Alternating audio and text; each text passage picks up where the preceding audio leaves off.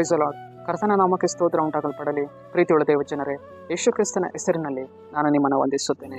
ಧರ್ಮೋಪದೇಶ ಕಾಂಡ 28ನೇ ಅಧ್ಯಾಯ 14ನೇ ವಚನದಲ್ಲಿ ವಾಕ್ಯ ಈ ರೀತಿಯಾಗಿ ಬರೆಯಲ್ಪಟ್ಟಿದೆ.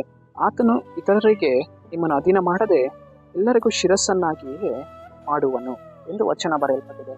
ಅಂದರೆ ಪ್ರೀತಿಯುಳ್ಳ ದೇವಜನರೇ, ಕರ್ತನು ಮುಂಜಾನೆ ವೇಳೆಯಲ್ಲಿ ಹೇಳಿದ್ದಾರೆ, ಮಗನೇ ಮಗಳೇ, ನಾನು ನಿನ್ನನ್ನು ಇತರರಿಗೆ ಏನು ಮಾಡುವುದಿಲ್ಲ, ಅಧೀನಪಡಿಸುವುದಿಲ್ಲ, ನಿನ್ನನ್ನು ಶಿರಸ್ಸನ್ನಾಗಿ ಇರ್ತೇನೆ ಎಂದು ಕರ್ತನ ಈ ಮುಂಜಾನೆಗಳಲ್ಲಿ ನಾವು ಅಧೀನರಾಗಿ ನಡೆದು ಹೋಗುವಂತ ಪರಿಸ್ಥಿತಿಗಳನ್ನ ಕರ್ತನು ಮಾರ್ಪಡಿಸುವವನಾಗಿದ್ದಾನೆ.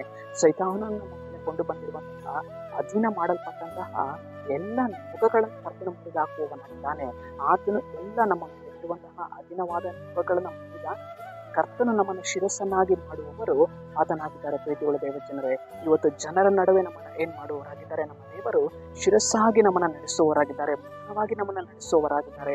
ಆತನು ನಮ್ಮನ್ನು ಬಾಲವಾಗಿ ಬಿಡದೆ ನಮ್ಮನ್ನ ತಲೆಯಾಗಿ ನಮ್ಮನ್ನು ಮಾಡುವವನು ಆತನಾಗಿದ್ದಾನೆ. ಪ್ರೀತಿಯುಳ್ಳ ದೇವಜನರೇ, ಆದ್ದರಿಂದ ಕರ್ತನ ಸಮ್ಮುಖಕ್ಕೆ ಹೋಗಿ ನಾವು ಪ್ರಾರ್ಥಿಸಬೇಕು. ಕರ್ತನೆ, ನನ್ನ ಜೀವಿತದಲ್ಲಿ ನನಗೆ ಇರುವಂತಹ ಎಲ್ಲ ಒಂದು ದಾಸತ್ವದ ಪರಿಸ್ಥಿತಿಗಳನ್ನು ಮಾರ್ಪಡಿಸಿ, ಕರ್ತನೆ ನನ್ನನ್ನು ಶಿರಸ್ಸಾಗಿ ಮಾಡು, ತಲೆಯಾಗಿ ಮಾಡು, ಮಾನವಾಗಿ ನನ್ನ ನಡೆಸು ಎಂದು ಹೇಳುವಾಗ ಕರ್ತನು ನಮ್ಮನ್ನ ಮಾನವಾಗಿ ನಡೆಸುವವರಾಗಿದ್ದಾರೆ, ಶಿರಸ್ಸಾಗಿ ನಮ್ಮನ್ನು ಮಾಡುವವರಾಗಿದ್ದಾರೆ. ಸರಿ, ನಮ್ಮನ್ನ ಪ್ರಾರ್ಥಿಸೋಣ. ಅಪ್ಪ ಕರ್ತನೆ, ನಿಮಗೆ ಸ್ತೋತ್ರ ರಾಜ. ನಿಮ್ಮ ಮುಂಜಾನೆ ವೇಳೆಯಲ್ಲಿ ಕರ್ತನೆ ಈ ವಾಕ್ಯ ಭಾಗ ಸಂದೇಶವನ್ನು ನೋಡ್ತಾ ಇರುವಂತಹ ಜನಗಳನ್ನು ಸಂಧಿಸು.